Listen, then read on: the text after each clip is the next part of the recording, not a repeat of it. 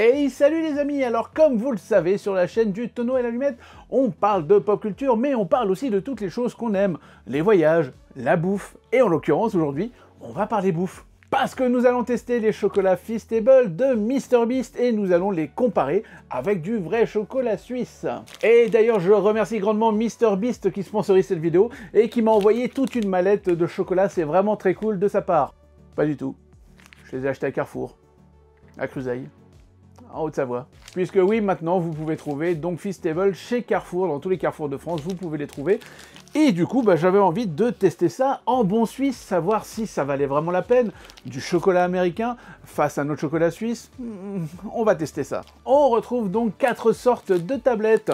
La première, Milk Crunch, Milk Chocolate with Puffed Rice, Almond, donc amande, Milk Chocolate, chocolat au lait tout simplement, et Peanut Butter. Et j'ai pris un petit tas de chocolats suisses qui ont à peu près les mêmes goûts et on va pouvoir les comparer et voir lequel est le meilleur. Même si je dois vous avouer que je n'ai pas de grand doute à ce sujet. Premièrement, jetons un petit coup d'œil au prix. Alors au niveau du prix, on est à 2,99 pardon, puisque nous sommes en France, 2,99 € pour une plaque de MrBeast.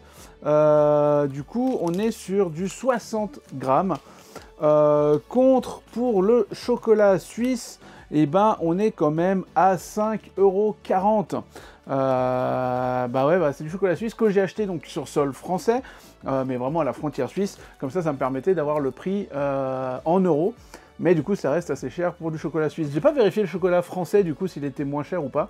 Mais voilà, j'en suis à 5,40 € pour une simple plaque de cahier chocolat au lait. Et à savoir que là, il y a 100 grammes. Je n'ai forcément pas trouvé exactement le même type de chocolat, mais vous allez voir, normalement ça match. On va regarder ensemble, déjà sur l'étiquette, au niveau des valeurs nutritionnelles. Alors, on a 535 kilocalories chez Feastable pour 100 grammes, et on a 565 pour le chocolat suisse. Donc là, pour le moment, on est à peu près à la même chose. Au niveau des matières grasses, on a 34,4 grammes chez Feastable et 35,6 pour le chocolat suisse. Donc on est aussi pareil. Les acides gras, 20,9 pour le suisse, 20,7 pour Feastable. Au niveau des glucides, on est à 55,4 grammes chez MrBeast et on est à 51,5 grammes pour la Suisse. C'est donc plus gras au niveau du chocolat américain. Au niveau du sucre, on a moins de sucre chez MrBeast puisqu'on a 42,7 grammes. Et on a 50,8 grammes de sucre sur le chocolat suisse. On a plus de fibres ici, 2,2 grammes, 1,6 pour la Suisse. Au niveau des protéines, 7,4 chez MrBeast et 8,8 en Suisse. Et au niveau du sel, on a moins de sel là. Ce sont deux plaques qui finalement se valent plutôt pas mal au niveau des valeurs nutritionnelles, je dirais. Alors j'essaie de voir une provenance sur les chocolats Feastable, mais je n'en trouve pas. En fait si, j'en trouve, mais... voilà, pour la Suisse, donc on a un endroit en Suisse, pour la Belgique, l'Angleterre, enfin il y a plein de restes de plein d'endroits. Je suis incapable de savoir où a été fait cette plaque-là. Voilà, je suis incapable de savoir. Donc c'est dommage. Et il y a un petit QR code. Je n'ai aucune idée d'où c'est qui nous amène, mais si vous avez envie de le scanner, il est là. Bon, il serait temps de goûter, non? Bon, le chocolat suisse, lui, c'est fabriqué en Suisse. Hein. Il y a le petit drapeau, c'est marqué dessus. Hein. C'est du vrai chocolat suisse. Donc, on va commencer par le Milk Chocolate, donc chocolat au lait, face à du chocolat au lait. Alors déjà, à quoi ressemble la plaque Feastable? Voilà, donc des carrés de chocolat avec un plus grand carré marqué MrBeast et Feastable ici. Et je vais me prendre un petit carré, et je vais prendre un petit carré du chocolat suisse. Chocolat suisse, Feastable. Ok. On a un chocolat au lait un peu classique, presque un peu ceux qu'on peut trouver. Je vais essayer d'être objectif, mais en même temps je vais être quand même dur. Ceux qu'on peut trouver dans les mauvais lapins de Pâques, vous savez, les lapins de Pâques à 2 € qu'on achète, ça ressemble un peu à ça. On a un tout petit peu plus fin, mais vraiment. Et face au chocolat suisse, qui a quand même nettement plus le goût du lait. Bon. Je suis un peu biaisé parce que je suis suisse et que je suis nourri à chocolat depuis que je suis gamin. Mais vainqueur.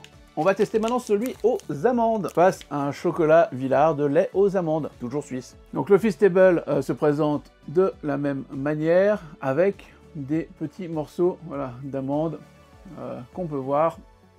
Et pour le chocolat suisse, avec sa petite Edelweiss là, et aussi ses petits morceaux d'amandes. Alors je vais commencer par le chocolat américain.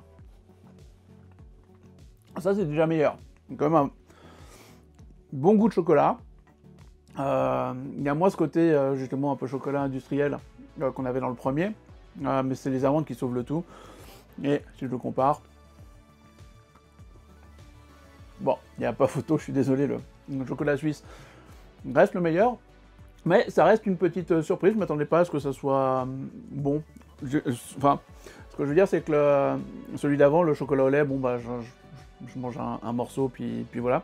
Celui-là, je serais capable de finir la plaque parce qu'il n'est pas du mauvais. Mais là, on sent quand même le côté alpage. C'est trop horrible, vous devez entendre des bruits de bouche. Un peu ASMR.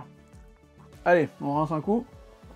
Le suivant, Milk Crunch, donc du chocolat au lait avec du riz soufflé à l'intérieur. Alors, j'ai pas trouvé de chocolat avec du riz soufflé, alors j'ai cherché quelque chose avec un petit peu de croquant, donc ça sera un petit peu biaisé. Mais bon, j'ai trouvé du caillé avec des morceaux de biscuit Cambly, et ce que je sais être déjà une tuerie. Mais voilà, ça fera un petit peu office. On peut sûrement trouver du chocolat avec du riz soufflé. Je n'en ai voilà, malheureusement pas trouvé quand j'ai été en acheter. Mais voilà. Alors forcément, celui-là est un petit peu plus cher, mais c'est normal parce qu'on est voilà, c'est un fit entre caillé et Cambly. Donc ils en profitent, ils le mettent un peu plus cher. Alors, chez Feastable, on voit bien le riz soufflé donc sur le morceau de chocolat. Et puis, chez Cambly, on est vraiment par contre sur un bon gros morceau. Je ne sais pas si c'est très juste, mais voilà, c'est le mieux que j'ai pu faire. Malheureusement, je retrouve ce côté un peu chocolat industriel que je trouvais dans le chocolat au lait d'avant, le premier. Un peu dommage. Ça craque un peu, il n'y a pas plus de goût que ça en fait, c'est comme si c'était le chocolat au lait, mais avec un petit scrunch crunch en plus. Bon, en même temps, c'est la promesse, hein, milk crunch, chocolate, milk chocolate, voilà. Pas... Je me relèverai pas la nuit, quoi. Comparons. Bon, quand même content du choix que j'ai fait, parce que c'était vraiment l'idée d'avoir justement un chocolat au lait suisse, avec un truc un peu croustillant, crunchy dedans. Donc la comparaison, je pense, se fait quand même assez bien avec ça. Et il n'y a pas photo. De nouveau, je suis c'est meilleur. On va avoir un moment pour finir là. Et le dernier, c'est peut-être celui dont j'attends le plus, le Feastable Peanut Butter. J'adore les peanut butter. Et puis je pense que ça peut être une très chouette promesse. Et puis le problème, c'est que ça en Suisse, on n'a pas. Alors du coup, petite proposition. J'ai pris du chocolat parce qu'on est quand même sur une association de sucré salé. Un petit Lindt, voilà. Pointe de fleur de sel que je vais tester avec.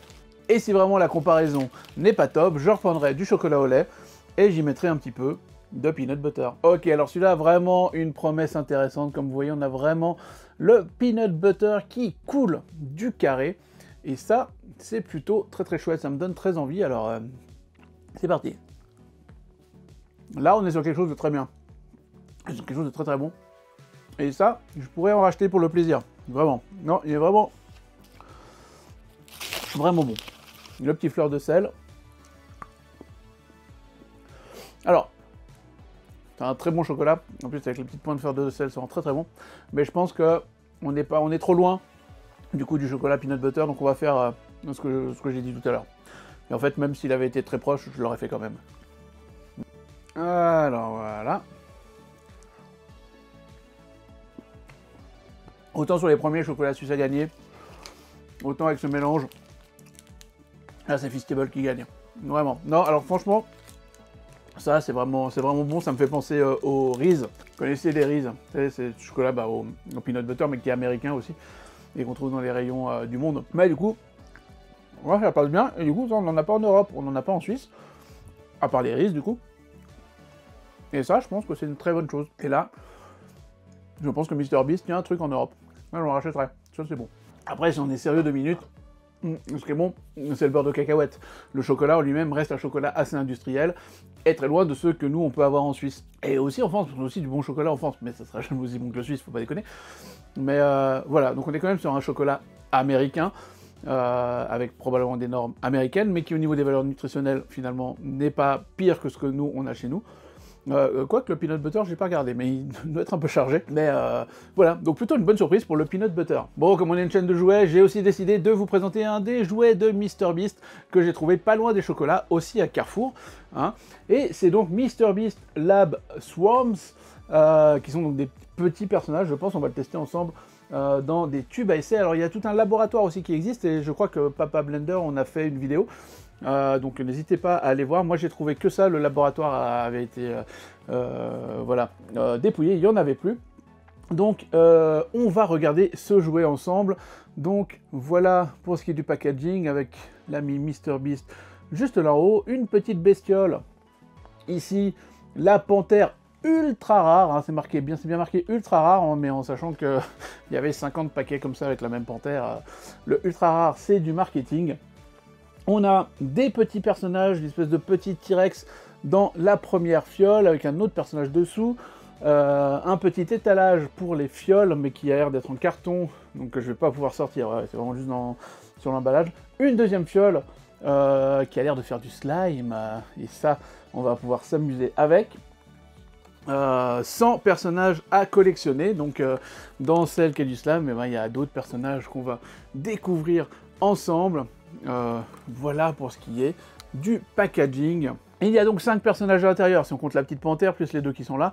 Il en reste donc sûrement 2 dans la fiole qui est blind. Avec, c'est édité chez Moose, je ne connais pas, ça doit être une marque américaine. Et on peut essayer de rechercher le Hyperchrome Panthère. Ils ont mis 2 fois Panthère, Hyperchrome Panthère, en édition limitée, limitée à seulement 1000 exemplaires. Si ça se trouve, on en a une. Allez, c'est parti, ouvrons ça. Oh, voilà, donc le petit support là est un support en carton, donc il va dégager quand je vais l'ouvrir. Hop, alors récupérons la première petite panthère ultra rare. Voilà, c'est sympathique, en plastique dur. Posez 2 parts de vers moi. Ah, oh l'arnaque! Je croyais qu'il y avait un tube à essai là, pas du tout, une espèce de vieux plastique pour récupérer mes figurines. Voilà, un petit T-Rex, ma foi assez sympathique, et une espèce de mug de matcha violet, voilà aussi, très sympa. Maintenant je trouve que MrBeast ne vend pas vraiment du rêve au niveau du narratif.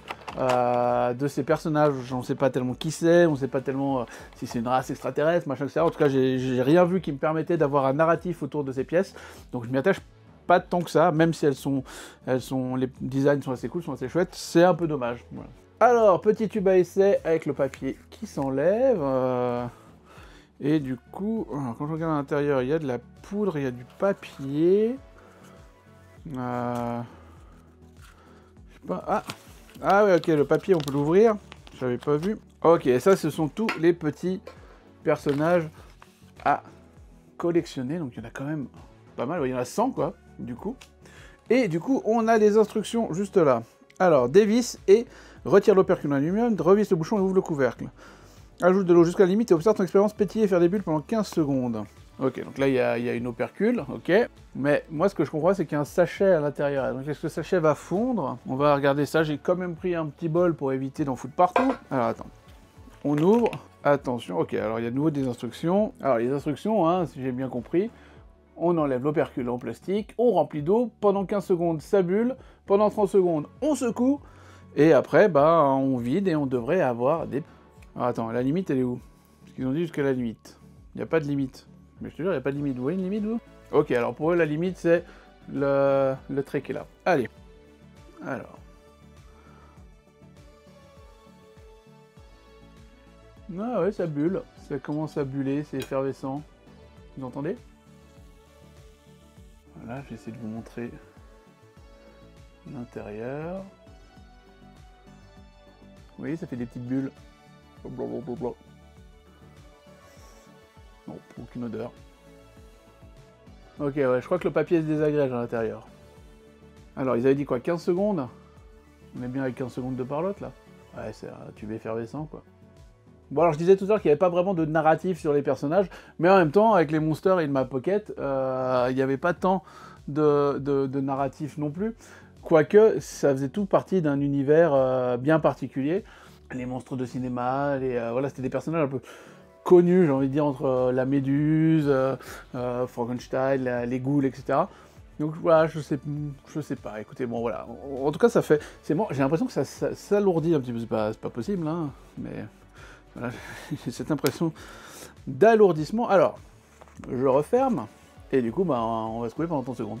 J'aime pas trop secouer un truc qui faisait des bulles il y a 5 secondes. Bon, je pense que c'est l'opération... Ah, ça sort! Je pense que c'est l'opération pour désagréger le papier, je pense. Ah, non, mais vraiment, ça sort de partout. Ah, bon. On est bon, là, je pense. Ok. Maintenant...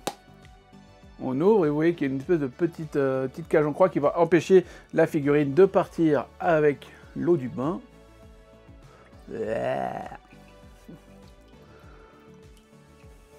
Voilà. Je crois que c'est le papier qui a désagrégé.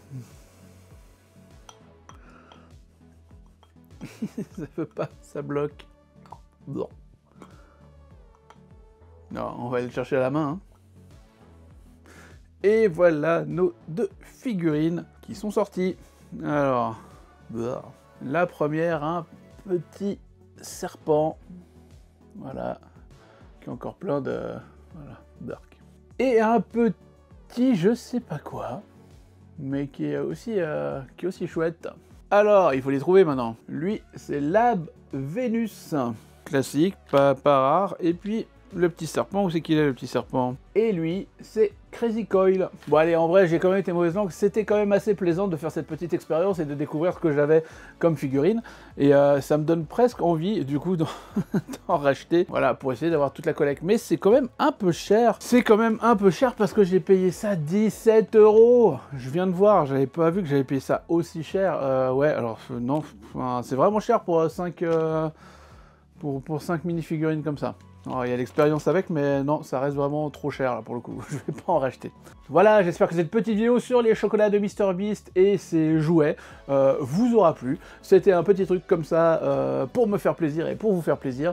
Moi, je vous dis à tout bientôt sur le tonneau et l'allumette. C'était donc le tonneau. À bientôt!